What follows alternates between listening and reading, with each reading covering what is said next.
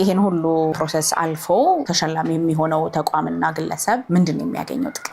የመጀመሪያው እንግዲህ ያየናችሁ ነው መባል ነው። እስላማዊ ሴት ኢትዮጵያዊ መልክ በርቱ ነው። አዎ ስራዎቹን እየሰሩ እዚህ ነገር ውስጥ ሲጓዙ በብዙ ድካም ውስጥ ነው የሚጓዙት። ምክንያቱም ለምሳሌ ዲጂታል ሚዲያውን ከተመለከት ነው ምናልባት ቀላል ነገሮችን ሰርተሽ ተጽዕኖ መፍጠር የምትችይበት ዘርፍ አይደለም። ግን እነዚህ ሰዎች ለዲናቸው ሲታገሉ ምናልባት ለማስተማር ሲሞክሩ መረጃ ለመስጠት ሲሞክሩ እያየናችሁ ነው ማለት የሚገባበት ሁኔታ ይኖራልና እነሱን ማመስገንም እውቅና መስጠትም አስፈላጊ ነው። ስለዚህ ምናልባት ዋንጫ መስጠቱ ምናምን ትልቅ ጉዳይ ላይሆን ይችላል። በእለቱ ሪኮግናይዝ ማድረግን እያየናችሁ ነው ማለት ለነሱም ቀጥሎ ላለው ትውልድ ደግሞ ተከትሎ የሚመጣ እነሱን እየተመለከተ ያለ ደግሞ ትውልድ አለ። ስለዚህ የሰሩ ሰዎች ይመሰገናሉ።